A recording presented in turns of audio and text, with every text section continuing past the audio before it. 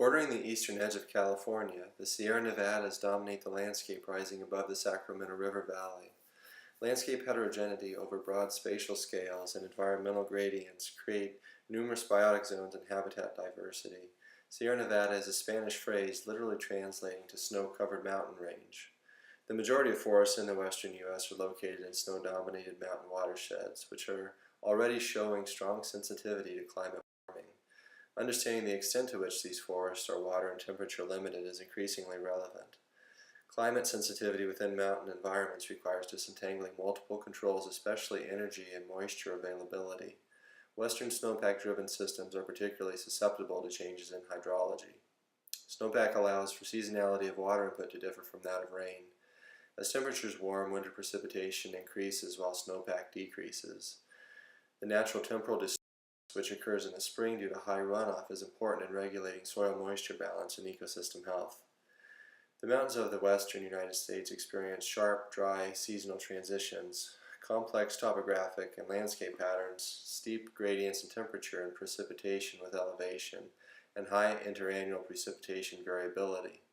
Snowmelt, controlled by processes at higher elevations, is a primary source of regional water supply, groundwater recharge, river discharge, and provides stream flow seasonality.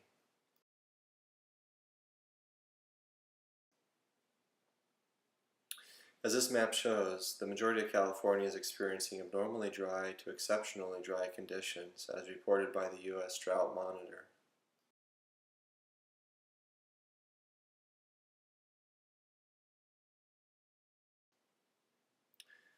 As of March 30th, the Sierra Nevada snowpack remains near record lows, and the water storage is only 25% of normal.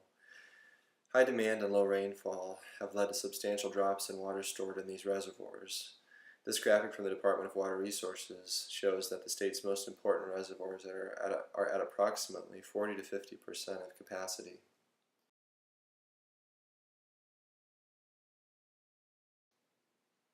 Albedo and spatial extent are primary components of determining snow-water equivalency. Models incorporating these variables, in addition to snowpack parameters from both direct observation and passive microwave data, have been devised to determine snow-water equivalency. The modeling approaches I described in this study account for the critical properties in determining energy and volume of water in snow-covered areas. Through these three objectives, I propose snow-water equivalents contained within the Sierra Nevadas be quantified.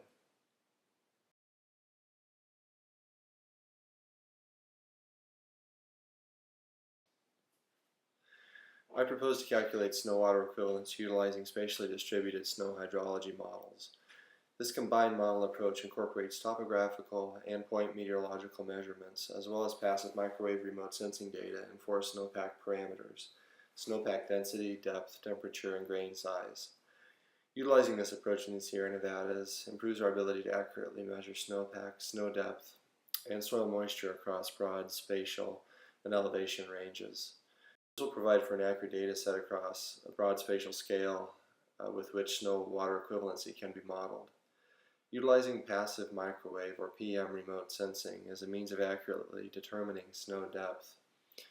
Visible and near-infrared remotely sensed measurements provide information about the presence or absence of snow cover.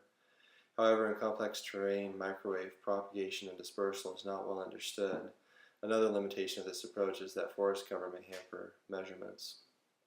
Further research is needed to understand how microwaves interact within mountain snowpacks.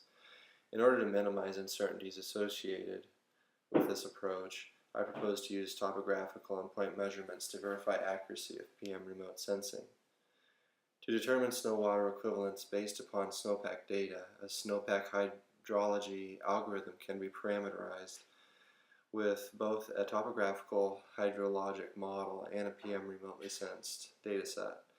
By incorporating remotely sensed measurements into a hydrologic model, the temporal evolution of the measured values of snow-water equivalency as a function of time can be accurately estimated. Snow-water equivalence curves demonstrate that a combined model performs best to predict spring river discharge.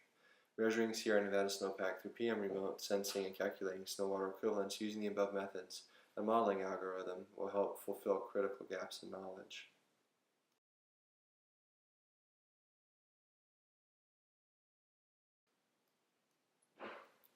Limitations to the above approach include difficulties inherent in the measurement methods.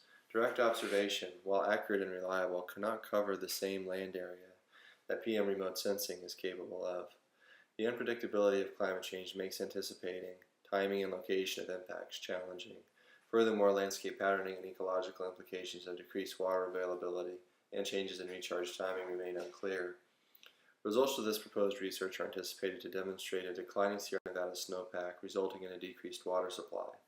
Additional research should focus on translating snow water equivalents into river discharge and groundwater replenishment data. This should then be used to inform land management practices and water usage regulation. In the past, the vast majority of water managers throughout the developed world operated under an assumption of stationarity. This must be disregarded and replaced with adaptive management, assessment, and planning. The need for climatologists and environmentalists to effectively communicate with water management is critical. Further research must be done to fill critical gaps in understanding of how to measure and monitor snowpack and create integrated measurement strategies for dealing with mountain watersheds.